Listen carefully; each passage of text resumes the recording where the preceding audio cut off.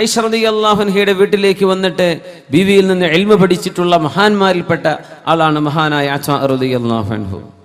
ബഹുമാനപ്പെട്ടവർ ചോദിച്ചു, ആയിഷ ബീവി റളിയല്ലാഹു തആല അൻഹ, നിങ്ങളും അഷ്റഫുൽ ഖൽഖ് തങ്ങളും കൂടെ ജീവിച്ച ജീവിതകാലം, അതിൽ നിങ്ങൾക്ക് ഏറ്റവും വലിയ അത്ഭുതമുണ്ടാക്കിയ, നിങ്ങൾക്ക് ഏറ്റവും കൂടുതൽ മറക്കാൻ കഴിയാത്ത ഒരനുഭവമുണ്ടോ? അതെന്താണെന്ന് പറഞ്ഞു തരണം. അവർ പറഞ്ഞു, ആയിഷ റളിയല്ലാഹു അൻഹ പറഞ്ഞു, ഉണ്ട്, ഞാൻ പറയാം. ഒരു ദിവസം റസൂലുള്ളാഹി സ്വല്ലല്ലാഹു അലൈഹി വസല്ലം എൻ്റെ റൂമിലേക്ക് വന്നു. തങ്ങൾ നിസ്കരിക്കാൻ നിൽക്കുകയാണ്. നബി തങ്ങൾ നിസ്കരിക്കുന്ന ഒരുപാട് അനുഭവം ആയിഷ ബീവി റളിയല്ലാഹു അൻഹ വിവരിച്ചിട്ടുണ്ട്. ആയിഷ ബീവി പറഞ്ഞിട്ടുണ്ട് റളിയല്ലാഹു അൻഹ, ഞാനൊരു ചെറുപ്പക്കാരി പെണ്ണല്ലേ, അപ്പൊ എൻ്റെ മനസ്സിൽ വരുന്ന ചിന്തകൾ ഒന്ന് വേറെ, നബി തങ്ങൾ ചിന്തിക്കുന്നതൊന്ന് വേറെ. പല ദിവസവും ഞാൻ നബിയെ കാണാതിരിക്കുമ്പോൾ ഒന്നിങ്ങനെ ബെഡിലൊക്കെ തപ്പി നോക്കും നബി അവിടെ ഉണ്ടോ എന്ന് ഉറപ്പുവരുത്താൻ. കാരണം സഹഭാര്യമാർ ഉണ്ടാകുന്ന സമയത്തുണ്ടാകുന്ന സ്വാഭാവികമായ ഒരു പ്രശ്നം. ഒരു ദിവസം തപ്പി നോക്കുമ്പോൾ തപ്പി നബിയുടെ ശരീരം തങ്ങൾ നിസ്കരിക്കുന്നത് അറിയുകയാണ് ആയിഷ റളിയല്ലാഹു അൻഹ. നബി സുജൂദിലാണ് സ്വല്ലല്ലാഹു അലൈഹി വസല്ലം.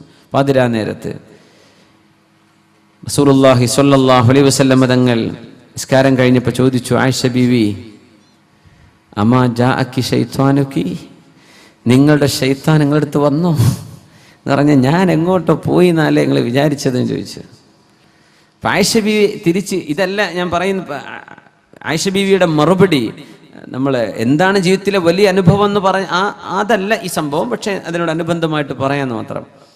അപ്പൊ നബി തങ്ങൾ ചോദിച്ചു, അമാ ജാഅക്കി ശൈത്വാനുക്കി, നിങ്ങളുടെ ശൈത്താൻ നിങ്ങളുടെ വന്നു ആയിഷ ബീവി? ആയിഷ ബീവി തിരിച്ചു ചോദിച്ചു, അമാലക്ക ശൈത്വാൻ, നിങ്ങൾക്ക് ശൈത്താനൊന്നും ഇല്ല നബിയെ, എനിക്ക് മാത്രമേ ഉള്ളൂ? തങ്ങൾ പറഞ്ഞു, ബല, എനിക്കുണ്ട്. വലാകിന്നഹു അസ്ലം, പക്ഷെ എൻ്റെ ശൈത്താൻ ഇപ്പൊ മുസ്ലിമാണ്. ഫലാ യഅ്മുറുനി ഇല്ലാ ബിഖൈർ, എന്നോട് നന്മയല്ലാതെ കൽപ്പിക്കൂല എന്ന് റസൂലുള്ളാഹി സ്വല്ലല്ലാഹു അലൈഹി വസല്ലം. ആ ഒരു കുടുംബത്തിന്റെ ഇന്റിമസിയാണത്. നബി തങ്ങൾ, നിങ്ങളെ ശൈത്താൻ വന്നു? ആയിഷ ബീവി ചോദിച്ചു, നിങ്ങൾക്ക് ശൈത്താൻ അല്ലേ നബിയെ? ശരിക്കും അങ്ങനെ ചോദിക്കാൻ പറ്റുമോ ആ വിഷയം? നബിയോട് അങ്ങനെ ഫ്രാങ്ക് ആയിട്ട് ചോദിക്കുകയാണ് ആയിഷ ബീവി റളിയല്ലാഹു അൻഹ. പക്ഷെ തങ്ങളത് സീരിയസ് ആയിട്ട് എടുത്തിട്ട് തങ്ങൾ അതിന് മറുപടിയും കൊടുക്കുകയാണ്. എന്നല്ലാതെ ആയിഷ ബീവിയെ ക്വസ്റ്റ്യൻ ചെയ്യല്ല, നിങ്ങൾ എന്നോട് അങ്ങനെ ചോദിക്കാൻ പാടുണ്ട്, അല്ലല്ല, എനിക്കും ശൈത്താനുണ്ട്. ഓരോരുത്തർക്കും ഖരീൻ എന്ന് പറഞ്ഞ പിശാചിന്റെ കൂട്ടുകാരനുണ്ടെന്നാണ്. ഒരു ഖരീൻ ഓരോരുത്തരുടെയും കൂടെയുള്ള ജിന്നാണ്. തിന്മയിലേക്ക് നയിക്കാൻ ഒരു കാഫിറായ ജിന്ന് കാണും, നന്മയിലേക്ക് നയിക്കാൻ ഒരു മുസ്ലിമായ ജിന്നും കാണും എന്ന് വിശുദ്ധ ഖുർആൻ തന്നെ സൂചിപ്പിച്ചിട്ടുണ്ട്. ഖരീൻ ഫഹുവ ലഹു ഖരീൻ, ഖരീനുണ്ട്. നബി തങ്ങളുടെ ഖരീൻ ഇപ്പോഴും ജീവിച്ചിരിപ്പുണ്ട് എന്ന് അടുത്ത കാലത്ത് ഒരു മുസ്ലിം ജിന്നുമായിട്ടുള്ള അഭിമുഖം മുഹമ്മദ് ദാവൂദ് ഈസ അദ്ദേഹത്തിന്റെ പുസ്തകത്തിൽ രേഖപ്പെടുത്തിയിട്ടുണ്ട്. മെഹബൂബുൽ ഹാജി എന്നാണ് ആ ജിന്നിന്റെ പേര്. റസൂലുള്ളാഹി തങ്ങളുടെ ഖരീൻ ഇപ്പോഴും ജീവിച്ചിരിപ്പുണ്ട് എന്ന് അത് കണ്ടിട്ട് മുസ്തഫ കഞ്ചൂർ എന്ന് പറയുന്ന ഇന്ന് ജീവിച്ചിരിപ്പുള്ള ഒരു മുസ്ലിം ജിന്ന്, അദ്ദേഹം ഈ ഈജിപ്ഷ്യൻ പണ്ഡിതനോട് പറഞ്ഞത്, അദ്ദേഹത്തിന്റെ പുസ്തകം ഹിവാറുൻ സഹ്ഫിയുൻ മഅ ജിന്നിയ്യിൻ മുസ്ലിം, അൻ ഇന്റർവ്യൂ വിത്ത് മുസ്ലിം ജിൻ, യൂട്യൂബിൽ അടിച്ചാൽ കിട്ടും. 2 മണിക്കൂറുള്ള ഒരു കോൺവെർസേഷനാണ്, അൻ ഇന്റർവ്യൂ വിത്ത് എ മുസ്ലിം ജിൻ. അപ്പോ ഖരീനുകൾ ഉണ്ടെന്ന്. ഏതായിരുന്നാലും ആയിഷ ബീവി റളിയല്ലാഹു അൻഹ മറ്റൊരിക്കൽ നടന്നു, നബി തങ്ങളെ കാണുന്നില്ല. നബി തങ്ങളുടെ മറ്റു ഭാര്യമാരുടെ വീടിന്റെ മുമ്പിലൊക്കെ ഒന്ന് ചെന്ന് നോക്കി, അവിടെ ഒന്നും നബിയെ കാണുന്നില്ല. പിന്നെ നോക്കുമ്പോ നബി തങ്ങൾ ജന്നത്തുൽ ബഖീഇലാണ്. ജന്നത്തുൽ ബഖീഇലെ ഖബറാളികൾക്ക് വേണ്ടി ദുആ ചെയ്യാൻ നബിയാണെന്ന് അറിഞ്ഞ ആയിഷ ബീവി ഒരൊറ്റ ഓട്ടം വീട്ടിലേക്ക്. അങ്ങനെ നബി തങ്ങൾ തിരിച്ചു വന്ന് വീട്ടിൽ കിടക്കുമ്പോൾ ആയിഷ ബീവി ഒന്നും അറിയാത്ത മട്ടിൽ കിടക്കുന്ന, പക്ഷേ ശ്വാസം ഇങ്ങനെ പോകുന്നുണ്ട്. ആയിഷ ബീവി കിടന്ന കിടപ്പിൽ ഇങ്ങനെ ശ്വാസം വിടാൻ എന്ത് പറ്റിയെന്ന് പറഞ്ഞു, നബിയെ ഞാനവിടെ വന്ന് ഓടിപ്പോന്നതാ. അപ്പൊ ഈ ആയിരുന്നല്ലേ, ഞാനൊരു രൂപം പോകുന്ന ഞാനും കണ്ടു, നീ ആയിരുന്നില്ലേ അത്? അല്ലാഹുവും റസൂലും നിങ്ങളെ വഞ്ചിക്കുമെന്ന് നിങ്ങൾ വിചാരിച്ചു ആയിഷ ബീവി എന്ന് ചോദിച്ചു റസൂലുള്ളാഹി സ്വല്ലല്ലാഹു അലൈഹി വസല്ലം. ഭയങ്കര രസകരമായ ജീവിതമായിരുന്നു അത്. ആയിഷ ബീവി പറയാണ്, അന്നൊരിക്കെ അല്ലാഹുവിന്റെ ഹബീബ് സ്വല്ലല്ലാഹു അലൈഹി വസല്ലം തങ്ങൾ നിസ്കരിക്കാൻ വേണ്ടി എഴുന്നേറ്റ് നിന്നു. ഖാമ യുസല്ലി, അവർ ഓതുന്നുണ്ട്, ബിസ്മില്ലാഹിർ റഹ്മാനിർ റഹീം, ഇന്ന ഫീ ഖൽഖിസ് സമാവാതി വൽ അർളി വഖ്തിലാഫിൽ ലൈലി വൻ നഹാർ.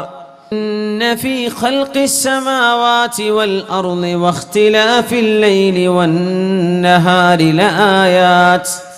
لآيات لأولي الألباب الذين يذكرون الله قياما وقعودا وعلى جنوبهم ويتفكرون في خلق السماوات والأرض ربنا ما خلقت هذا باطلا سبحانك فقنا عذاب النار ربنا إنك من تدخل النار فقد أخزيته وما للظالمين من أنصار ربنا إننا سمعنا مناديا ينادي